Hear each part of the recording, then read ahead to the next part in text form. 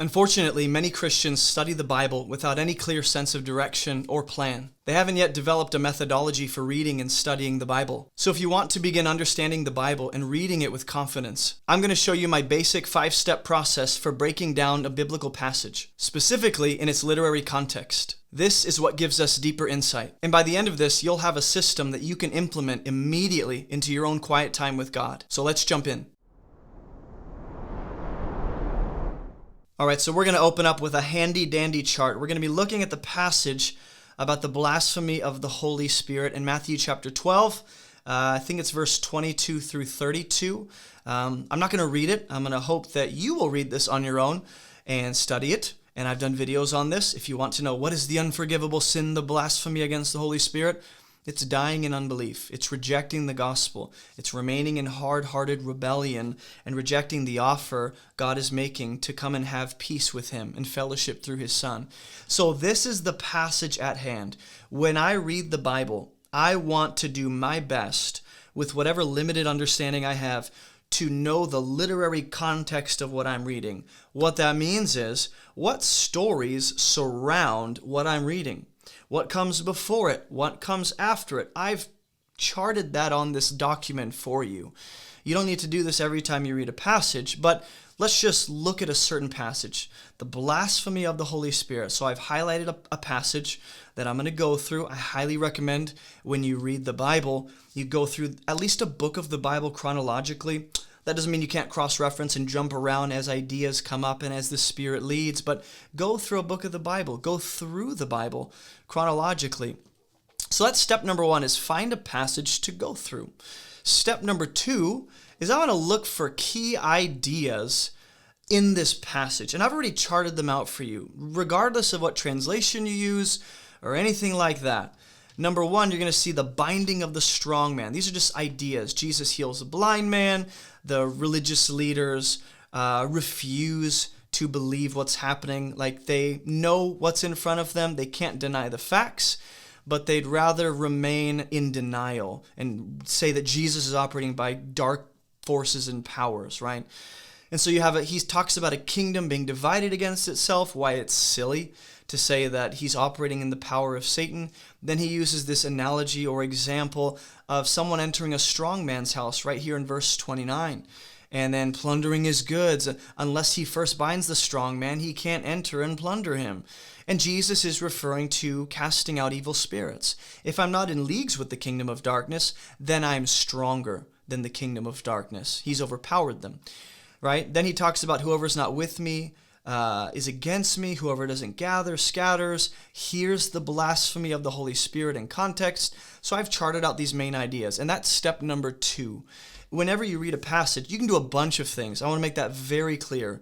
This is not the only methodology. This is not the only approach. This is not the only way to make sense of what does this passage mean, because that's at the heart of our Bible study. Is I want to know what is the intended meaning behind these words, behind these ideas, behind this story. What is God's intended meaning? What is the biblical author's intended meaning? Part of the way we make sense of that is, hey, take note of any key ideas. Binding a strong man, plundering a strong man, a divided kingdom, obstinate unbelief right here, the power of God's Spirit, the coming kingdom, casting out demons, gathering versus scattering, seeing God's miracles, forgiveness versus no forgiveness, that kind of thing. That's step number 2, is just kind of chart down any key ideas you notice in that passage. And if you've been reading through a book like Matthew, then you probably already know even just a little bit about the stories that come before it. So what I want to do now, step 3, after noting some key ideas, I want to begin to examine the surrounding stories that come around this blasphemy of the Holy Spirit. So that's what I've charted for you. I got a little key right here. This pink rectangle refers to the key ideas. Purple rectangle, these are the surrounding literary context stories. And then the yellow square are the key ideas in those stories. And that's going to be important when we get to step 5. So now let's look at the surrounding stories, right? You have I put start here, starting in chapter 10, and you can go as far back as you want. You can go back to Genesis to get literary context. But to stay in the book and just a few chapters removed from chapter 12, Go to chapter 10, Jesus sends out the 12 disciples. Then he talks about bringing a sword to divide. And as I consider, this becomes part of step 4, right? Not just number 1, we highlight a passage, go through it. Number 2, take note of the key ideas. Step number 3, understand or examine the surrounding stories. But as I'm examining the stories and thinking through the surrounding context, this is what biblical meditation is. I'm considering, hey, the key ideas that I see in this main passage, is there any overlap or commonality between this passage and the passage that surrounds it? So for example, Jesus sending out the 12 disciples. Is there anything in that passage that connects to seeing God's miracles, or forgiveness, or binding a strong man, or casting out demons? And you're going to notice that, yeah, right here, if you zoom in a little bit, you probably can't see it, but if you zoom in right here, in the story of Jesus sending out the 12, you do have casting out demons. You do see miracles. You do see people not believing versus people believing. You do see, the idea of these disciples going in and binding / plundering the strong man in the authority of Jesus. So I want to take note of that. I notice that there are some similar key ideas in the surrounding stories of Matthew chapter 10. And then you go on, Matthew 10:34, Jesus talks about bringing a sword to divide. And this again becomes step number 4, is we're connecting any key ideas in this passage with the surrounding stories to see if there's any overlap. So if we go to Jesus bringing a sword, I'm just going to stay zoomed in for now. Right here, Jesus bringing a sword to divide. Well, I see some key ideas that are present in Matthew chapter 12, and that is the divided kingdom. That is a coming kingdom, obstinate unbelief. Those who don't believe are on one side in a household. Those who do believe are on the other side. You can do this for John chapter 11. John is sending messengers to see if Jesus is the Messiah, whether it's for him or for the messengers or for whoever.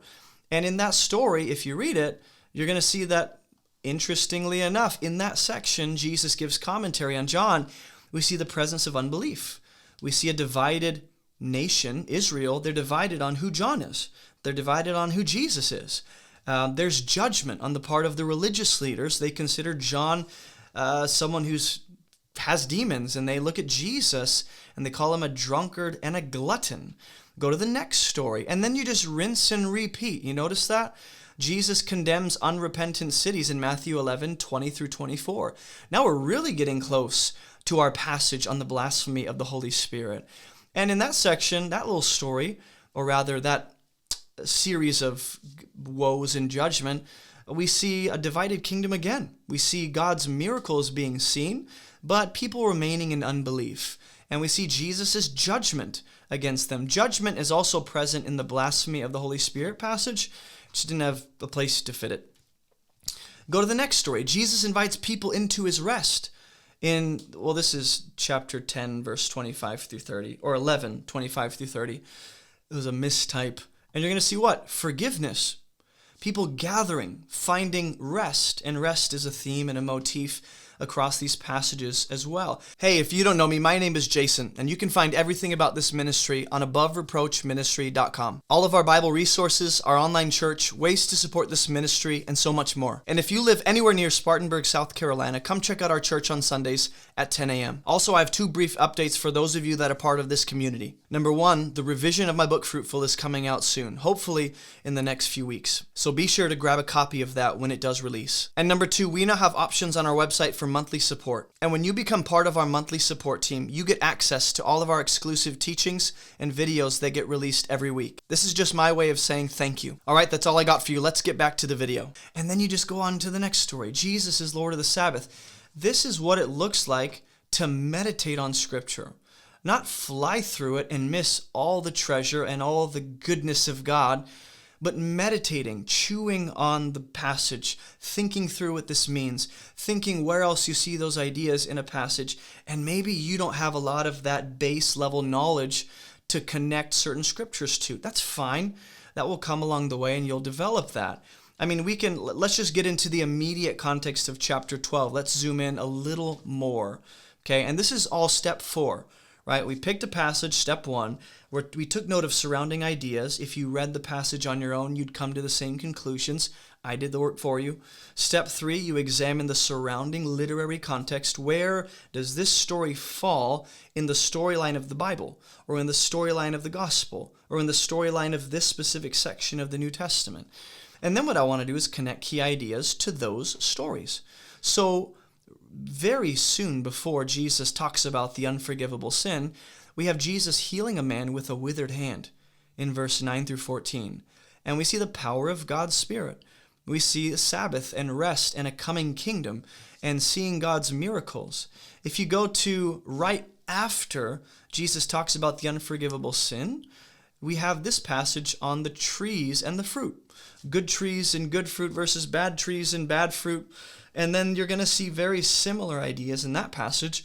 Obstinate unbelief, evil words out of the mouth that reveal the condition of the heart, which makes for a divided nation or people, right? Israel's that divided nation. They're divided about who Jesus is. I mean, you go to the next section in Matthew 12. Now you have the sign of Jonah and Solomon's wisdom in verse 38 through 42. You're going to see signs there, a desire for signs. The power of God's Spirit, people gathering to Jonah, people gathering to Solomon, the Queen of Sheba. You have forgiveness and faith present. You go down to the unclean spirit, and I think this gives us the clearest, the strongest connection to the blasphemy of the Holy Spirit section. This is Jesus giving commentary on the generation of his day by talking about what happens when you cast out a demon. And he talks about it as if it's just common knowledge. Talks about when an unclean spirit goes out of a person, if that person or that house remains tidy and swept in order, that unclean spirit's just going to go find more worse spirits, 7 more spirits worse than itself.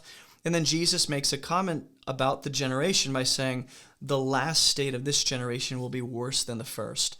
And in this little section, you're going to see Jesus talk about plundering the strong man, binding the strong man, which is in reference to a demon being cast out of their house, which is the human host. The power of God's Spirit, judgment against that demon, and then judgment against this evil generation. And these ideas, what we want to do is go, okay, I see commonality between the unclean spirit parable and the section I'm looking at on the blasphemy of the Holy Spirit. I see some overlap. I see some ideas that seem to, run into each other, or at least maybe touch each other. And so, okay, if I see, let's, for example, I see casting out demons here. Well, in the blasphemy of the Holy Spirit, I want to meditate on, when Jesus talks about casting out demons, and when he talks about casting out demons in the unclean spirit parable, are there any other commonalities between those ideas? If this is how we just meditate on the scriptures and consider, if there's nothing there, then we trust the Spirit of God to guide us into the truth, like Jesus says in John's Gospel. And so once, again, this becomes a lifelong endeavor of unpacking the deep well of treasure that is the Gospels and the Scriptures. There's just so much to pull up to the surface, but it does take some digging. And it's not the human mind apart from the guiding of the Spirit, and it's not the Spirit of God apart from the intentional, conscious pursuit of the person. It's both. God partners with people, but what he does in our Bible time is not restricted to my own human limitations or the limitations of my mind. So we start to zoom out, is what I'm saying, when you examine literary context. What are the surrounding stories? What are the commonalities? And then you can take it a step further. If I were to see some commonality between, the unclean spirit parable, casting out demons, the Spirit of God, or God's power coming out to cast out a demon, and I see, okay, that same idea is present here when Jesus sends out the 12 in Matthew 10, verse 1 through 15, then I want to consider, hey, is there any other overlap? Are there any other ideas that both these passages share, not just with this main section on the blasphemy of the Holy Spirit, but with each other? So that becomes step 5, is no longer am I just connecting the surrounding sections to the main section I'm reading. Now I'm connecting the surrounding sections, their main points, their key ideas, points of repetition, and I'm connecting them with each other. So right here, I'd connect the trees and the fruit, that little parable, with the sign of Jonah and Solomon's wisdom. Is there any overlap? Is there any deeper connection Jesus is getting at that really emphasizes this key passage that I'm focusing on, or the main point that I've concluded about this section on the unforgivable sin? So this is, again, I know it can feel overwhelming, and it's like, I don't know how to do that, man. Start slow. Like maybe just this week, begin highlighting key ideas in whatever it is that you're reading. Maybe next month, you start to think about, as I'm reading this passage, any key ideas I notice, I'm going to take a step out in faith and begin examining the surrounding context, the stories before it, the stories after it, the sections before and after, and is there any overlap between the key ideas, right? And then maybe the next month or the next week, whenever you feel comfortable and you've kind of got a grip on these other steps, then move to step 5 and be like, okay, is there what I'm reading, is there overlap? Not just points of overlap between this story and the main section I'm reading, right? But is there possibly any overlap between the surrounding stories themselves? Whether that be key ideas, repetition, motifs and themes, emphasis, whatever it ends up being, similar settings, patterns, that kind of thing. Because I know people get stuck on not knowing how to read the Bible, so this becomes one of the approaches we use. And there's grammatical context, there's cultural, historical context, there's authorial and audience context. You can talk about those things all day.